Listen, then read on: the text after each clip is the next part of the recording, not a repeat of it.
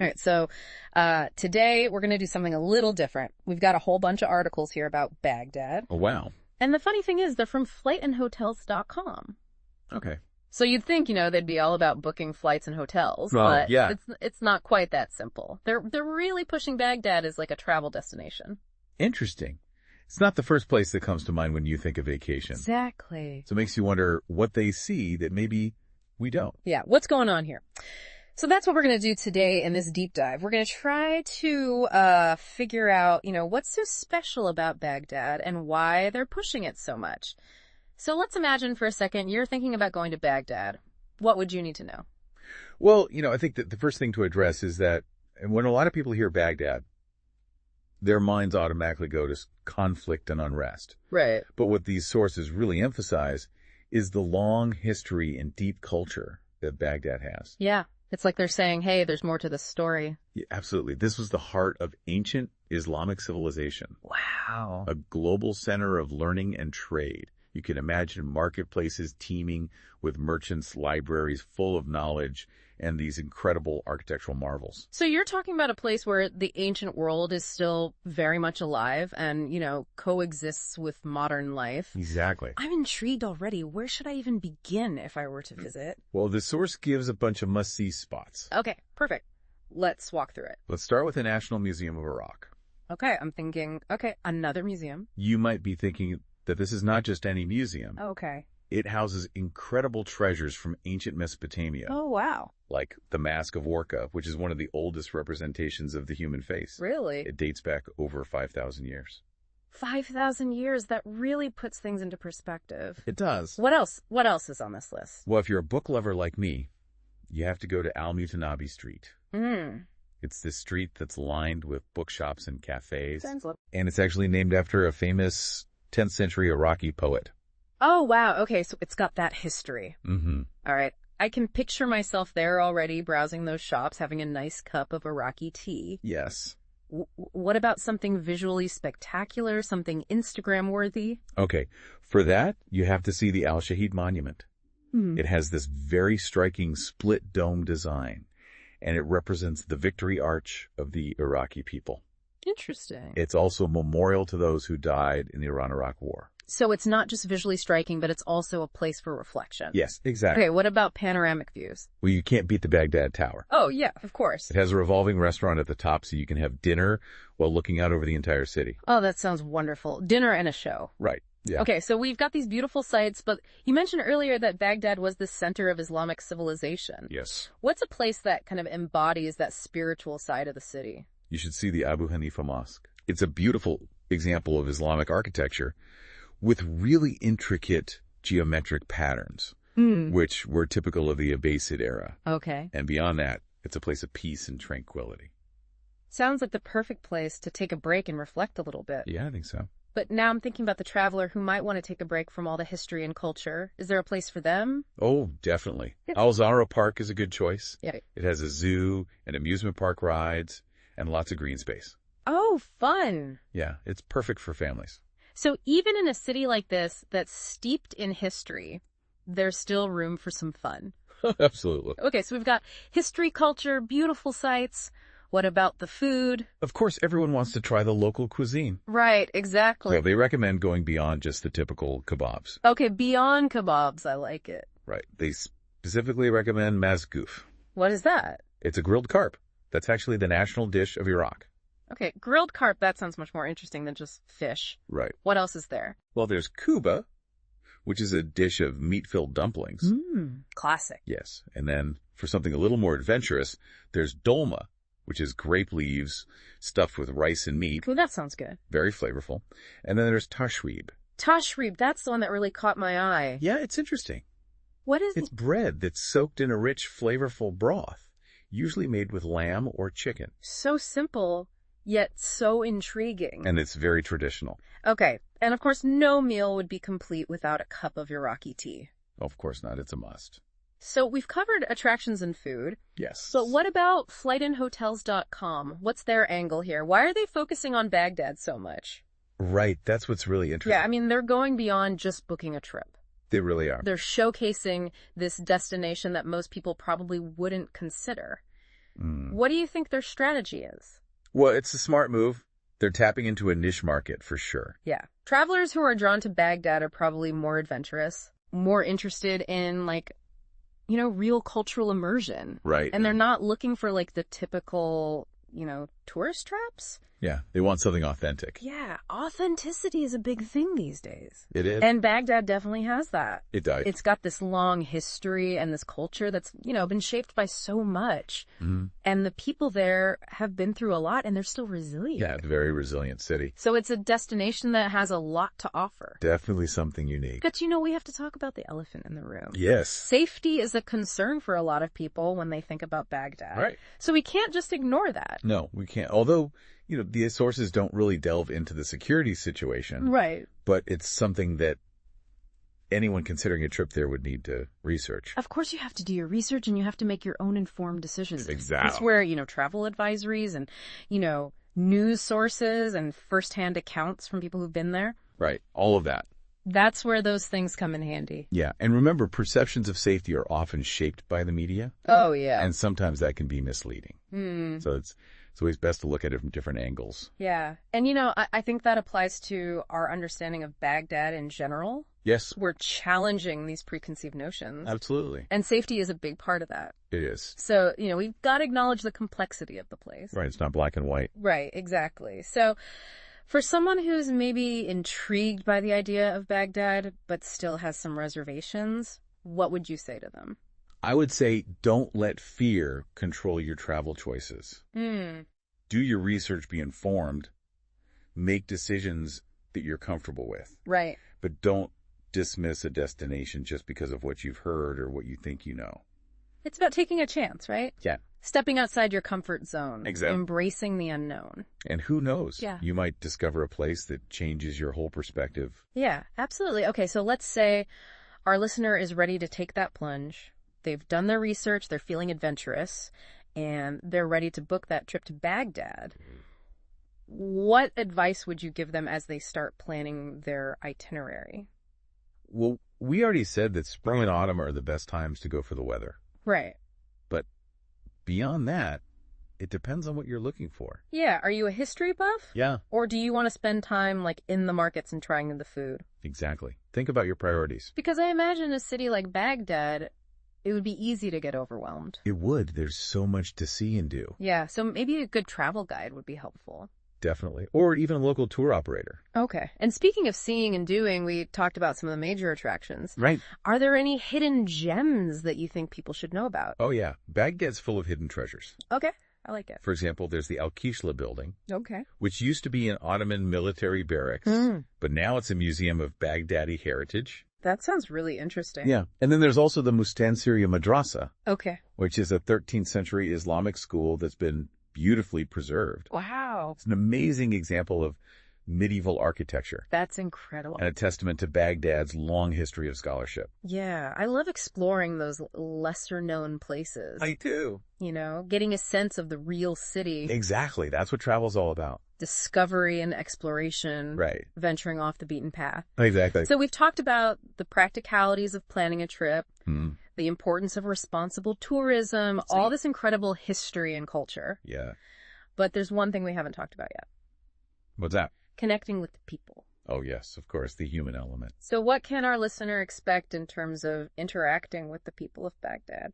Well, from what I've read, Iraqis are known for their hospitality. Yeah, I've heard that too. They're very warm and welcoming. They're proud of their culture and they want to share it. So don't be surprised if you get invited for tea or a meal by a local family. Yeah, that could definitely happen. That's a chance to really experience the culture firsthand and connect with people on a human level. Yeah, it's about breaking down those barriers. Exactly. We're all connected. We are. Regardless of our differences. That's one of the most powerful things about travel. It is. It reminds us of our shared humanity and the beauty of diversity. Okay, so we've covered a lot of ground here from, the practicalities of planning a trip. Right. To the ethical considerations of tourism. Yes. To the importance of, connecting with people. We've also talked about some of the unique challenges and opportunities that Baghdad presents. We have. But, this is just the tip of the iceberg. There's so much more to discover and learn and experience. There is. And that's what's so great about a deep dive like this. Yes. It's about sparking that curiosity, encouraging exploration. Right. Opening up those new possibilities. Exactly. It's about challenging our assumptions. Yes. Broadening our horizons. And ultimately transforming the way we see the world. I like that. And who knows, maybe our deep dive will inspire some listeners to, take a leap of faith. And embark on their own adventure to Baghdad. I hope so. And if you do, we'd love to hear about it. We would. So stay tuned because we're just getting started. We'll be back with more on Baghdad Next time. Yeah. See you then. Bye. So, we were talking about responsible tourism in Baghdad. Right. And I think it's worth, digging a little deeper into what that actually looks like on the ground. Yeah, that's a good point. Yeah. It's one thing to talk about it in theory, but how do you actually put it into practice? Exactly. Especially in a place like Baghdad. Yeah. So for starters, you want to choose tour operators and accommodations that are sustainable and ethical. Look for companies that support the local communities. Right. That are trying to minimize their environmental impact. Right. And that contribute to preserving the cultural heritage. Yeah. It's about being mindful of where your money's going and making sure that it benefits the people who live there. Exactly. It's about moving away from that mass tourism model. Right. Where the big corporations benefit more than the destinations themselves. Yeah. And moving towards a more conscious way of traveling. I like that. Where there's mutual respect and understanding. And I imagine in a city like Baghdad that's faced so much hardship, responsible tourism can really play a vital role in rebuilding and fostering positive change. It can empower local communities, create economic opportunities, and, help to change people's perceptions of the city. Yeah, it's about showcasing the resilience of Baghdad and the beauty. Exactly, not just focusing on the conflict. Right, and that brings us back to flightandhotels.com. Yeah. We've talked about the ethical side of things, but from a purely business perspective, why do you think they're focusing on Baghdad? It's definitely a bold move. Yeah. I mean, they're tapping into a very specific market. Right. The travelers who are interested in going to Baghdad are probably more adventurous. Yeah. More interested in culture. Exactly. And less interested in those typical tourist traps. Yeah, they're looking for something real, something authentic. Right. And like we said, authenticity is very valuable these days. It is. And Baghdad has that in spades. It does. It's got this incredible history, a rich culture that's been through so much. Right. And the people have shown incredible resilience. Yeah. So it's a destination that offers something truly unique. It does. But we have to acknowledge that safety is a concern for a lot of people. Of course it is. So we can't just gloss over that. No, we can't. And, the sources we're looking at don't really talk about the security situation. Right. But it's something that anyone considering a trip to Baghdad would need to look into. Yeah, you have to do your research. Right. Look at travel advisories, news sources, talk to people who've been there recently. Yeah, all of that. Get a balanced perspective. And remember that perceptions of safety can be influenced by the media. Oh, yeah, definitely. So it's important to get information from various sources.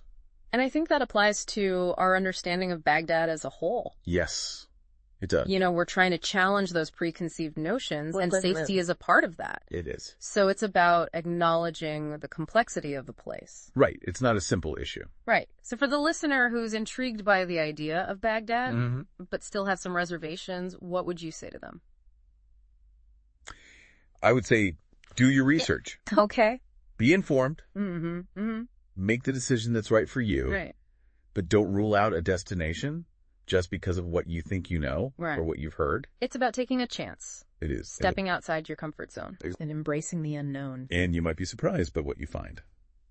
You might discover a hidden gem. You might.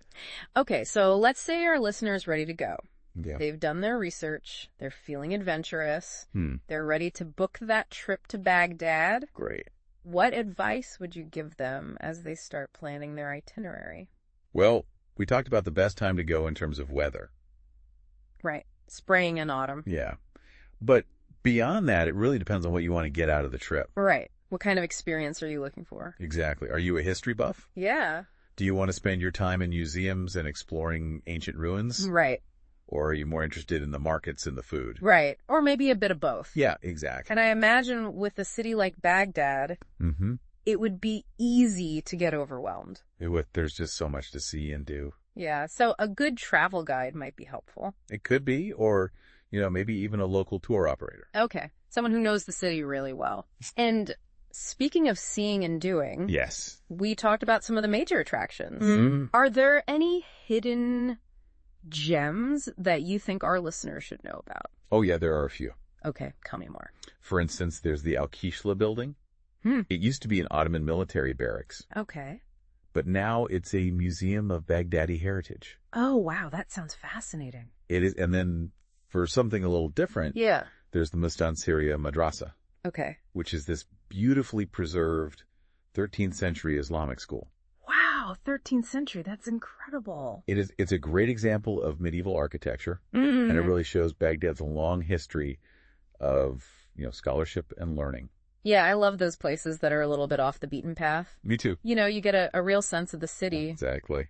So we've talked about planning a trip. Wow. We talked about responsible tourism. Mm-hmm. And we've talked about the history and the culture. Yeah. But there's one thing we haven't really touched on yet. Connecting with the people. Ah, yes, the human element. So what can our listener expect in Mm. terms of interacting with the people of Baghdad? Well, from what I've read, Iraqis are known for their hospitality. Yeah, I've heard that too. They're very warm and welcoming people. And they're proud of their culture. They are. They want to share it with visitors. Exactly. So don't be surprised if you get invited for tea or a meal Right. by a local family. It's very possible. Yeah, that's a chance to really experience the culture Mm-hmm.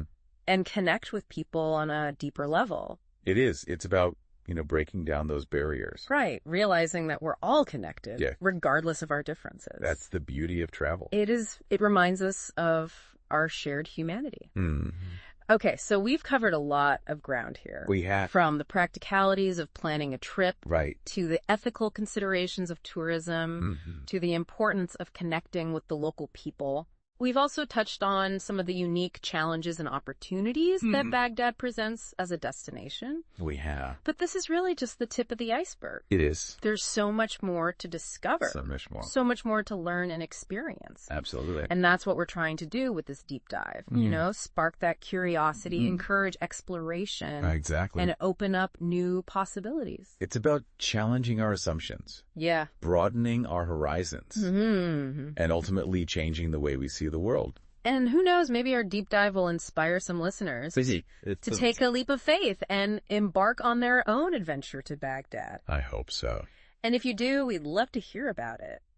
As we wrap up this deep dive on Baghdad, I keep thinking about how, our view of a place is shaped by the stories we hear, Right. or the stories we don't hear. Yeah, we often only get like a very narrow view of places, especially ones that have been in the news for conflict. Right, like Baghdad. Yeah, exactly. It's easy to forget that there's a whole other side to the story. The human side. Yeah, exactly. And I think that's what makes this deep dive so interesting. It reminds us that there's always more to a place than what we see on the surface. Absolutely. And beneath the surface, Baghdad has this incredible history and culture. And these amazing people. Yes. And it's a vibrant city. It's got this long history and it's gone through so much. Mm-hmm. Centuries of change and upheaval. And what I find really fascinating is how Baghdad's history is so connected to the history of civilization itself. This was the birthplace of algebra. Wow. The center of the Islamic Golden Age. Like a hub of knowledge and innovation. Exactly. And it influenced the course of human history. It's incredible to think about all the people who walked those streets. Yeah, I know. All the discoveries that were made. Mm-hmm. The ideas that were exchanged. And those echoes of the past are still there today. Yeah, just waiting to be rediscovered. It's like a treasure hunt. It is. And that sense of discovery is what makes travel so amazing. Right, it connects us to the past. It helps us understand the present. Mm-hmm. And maybe even gives us a glimpse of the future.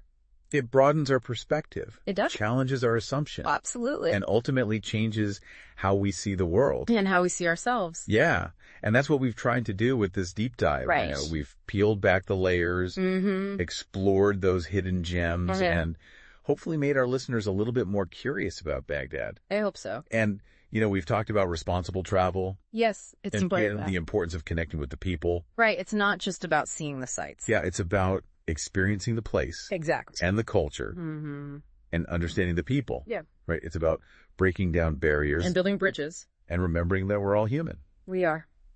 So as we wrap up this deep dive, we want to encourage our listeners to continue their own exploration of Baghdad. Yes. Do some more research, maybe take a virtual tour. Right. Or even plan a real-life adventure someday. Yeah. And if you do, let us know. We'd love to hear about it. We would. Keep an open mind. Mm-hmm. Embrace the unexpected. Yes. And let the experience transform you. Because Baghdad has a story to tell. And it's waiting to be heard.